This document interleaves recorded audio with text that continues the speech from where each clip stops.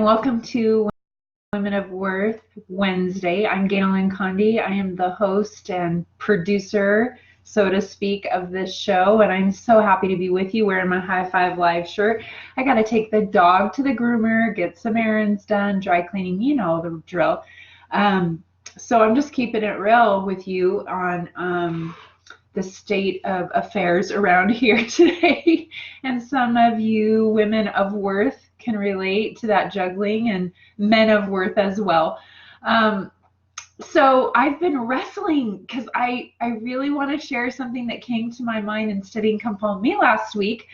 And I really wanted to share a personal story in connection with that because I believe in the power of sharing the scriptures and bringing them home with a personal story and all of that. You know, if you know me, you know that. So I'm not quite sure where the Spirit's going to take it today. So we're just going to jump into that. As you can see from the title, I want to kind of tackle this subject of bullying. But what brought this up for me was last week in Come Follow Me. You may have skipped over this few verses with this really different kind of name. And with a name like Gaynalyn, I'm always on the search for some good, unique names. And this name, I don't even know if I'm pronouncing it right. If you know a better way to pronounce it, please let me know. Gamaliel, which sounds like should be my cousin, Gaynalyn and Gamaliel. He was a member of the Sanhedrin, and he stood up and defended the apostles. They were being abused and bullied, basically, and he stood up for them and protected them.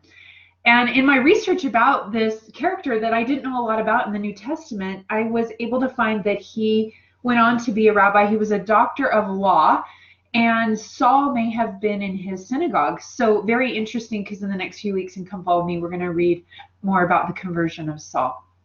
So it got me thinking about what it took for this Pharisaical leader, this member of the Sanhedrin, to stand up and say, please stop bullying these apostles, and what it takes for us today.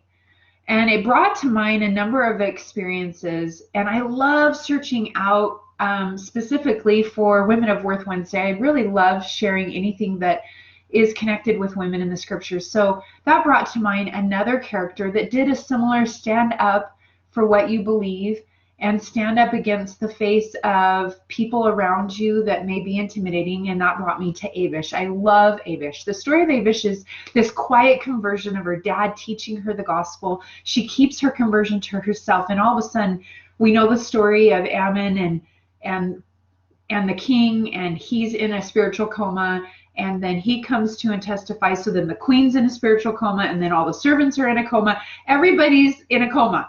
And the guards are like, this is because of the robberies at the water's edge. This is because the Nephites have been allowed in our land. And you can see, you know, have you ever been in that situation where there's a group mentality or a gang mentality, and it gets really intense? It brought to mind how often someone will post something on Facebook, and then it's this big, like, gang mentality about the post and attacking. And what it took for Abish to run around from door to door and tell people to come, because she knew the Spirit said at this time it was her time to testify and be a believer and not hide it anymore. And she touched the queen's hand, and the queen stood up. And I just think, are we raising children to be Gamaliels and Abishes? Are we raising children to stand up to bullying and to hateful comments that sometimes happen on social media because we're protected by the screen and we feel like we can say whatever we want? But more than that, are we having conversations at our table to give our children the opportunity to talk through those awkward conversations and situations they find themselves maybe at school or on the playground? I just heard a heartbreaking story from a friend of mine that has a daughter that is being bullied and harassed because of LGBT issues that are in her family. And it broke my heart, because I think we can teach our children to stand up for principles and values, but also be always loving and to not stand for any bullying that is happening. So it brought to mind a situation that has happened with me. Because I'm a public figure, I kind of know what I signed up for. And so with videos on YouTube and Instagram and books out there and speaking and people videotape me and I don't know it, and posts that I do about my faith, I sometimes get caught in the crosshairs of that. And I had a situation a few weeks ago where I was teaching and sharing and posting about a principle that has become really important for me, and it's been a guiding force. And it triggered someone, and it angered them, and it made them not happy, and they didn't know my heart, and they don't know my background story, maybe, or maybe they do and they just don't like me. I'm not everybody's cup of tea. And it turned into this kind of flurry, and I tried to private message this person and explain and validate and try to invite them to share with me their feelings, and it didn't work. As it often does not. And then later on, a week or so passed, and someone had read my original post and follows me and knows my heart, and had shared how it had blessed her life on Twitter. And that created a whole nother storm. And someone started to troll that post and say disparaging things about me. And it's okay. I've said this every day. I will wake up and be foolish for God. I will look foolish for him. I am not ashamed of my faith. And I know that sometimes we are misinterpreted, or we don't understand people's perspectives. But it brought to mind this one person kind of stood up and defended me and said, I know this person, her character, her why, her intentions. And she just boldly tried to, in a loving way, say, this is not her intention. Her intention is to uplift and bless, which is really what I try to pray to do every day. And I thought how grateful I was that this one person, I couldn't defend myself in that way. And Abish couldn't share her faith, but when the moment came and she was directed to, she did something that the queen couldn't do and the king couldn't do. She stood up. Gamaliel stood up in his power with the Sanhedrin and protected and defended the apostles at that time. And I think it's going to require more of that kind of faith in the future from all of us. I believe yesterday on our High Five Live communication, someone, Carrie Ann Hoops, who does our temple program on High Five Live, talked about being loving and bold at the same time.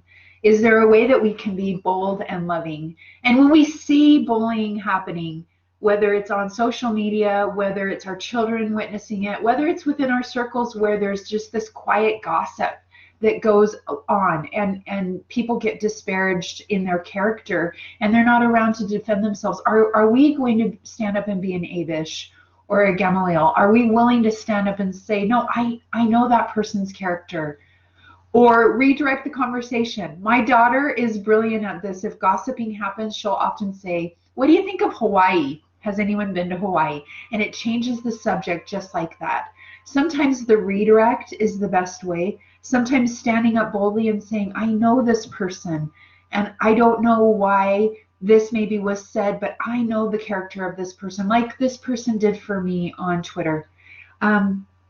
Or is it simply just showing up and being there? I love that Abish just touched the hand of the queen.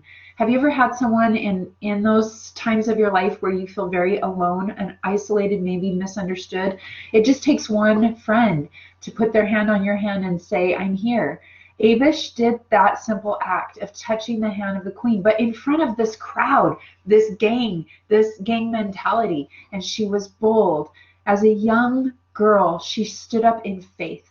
On the Women of Worth program, we try to bring stories that increase faith, and we hope that you're sharing them with your friends and family and having conversations around the dinner table about these topics, because in the last days, are we willing to stand up and be bold and loving for Christ's name? And it may be challenging. And I think within the society we have, we often are found in the crossfires and crosshairs of bullying online, and our kids are dealing with that. And maybe it's time to have a conversation during the summertime, if your kids are out of school, on how to prepare, how to be an Abish, how to be a Gamaliel. I love that Gamaliel was not a believer at this point, but he still stood up and said, I may not agree with how you believe, but I don't agree with how you're being treated. And I think we can teach our children that we can be value-based as Jesus was. He never wavered from living the commandments. He was 100% obedient and 100% loving. He served the marginalized, but he never apologized for his faith. It is a both. It's an and. I love the word and. So can we talk about that more? Can we talk about how we're not going to put up with the hate? We're not going to provide that space on our social media pages or within our homes, that names are safe within the homes of our family and friends, so that we know that we have each other's back. I'm so grateful for this community of faith. I'm so grateful that we have a platform with all the bad that comes sometimes with social media. I'm grateful for a platform that connects people of faith all over the world here on High Five Live. Thank you for joining me this week. I hope that Abish will inspire you, Gamaliel will inspire you from the New Testament, and maybe you have examples where you've witnessed someone standing up boldly, protecting, putting bullies in a loving spot and saying, stop, not here, you are not allowed to talk about my friend or hurt my friend. Maybe this will inspire you and help you prepare your children for what is to come. I hope and pray that somehow this message has inspired you, and I'm grateful for all of those that have my back, that know my heart, that know my intention. I don't take that for granted. I'm so grateful for my tribe that knows my why, and I'm grateful for my Heavenly Father. He knows, He's my boss, and I'll show up for Him every day. So thank you for joining me. I hope that you have a blessed Wednesday, and that you will feel the love of God today, so that you can stand up boldly in His name in all places that you find yourself in.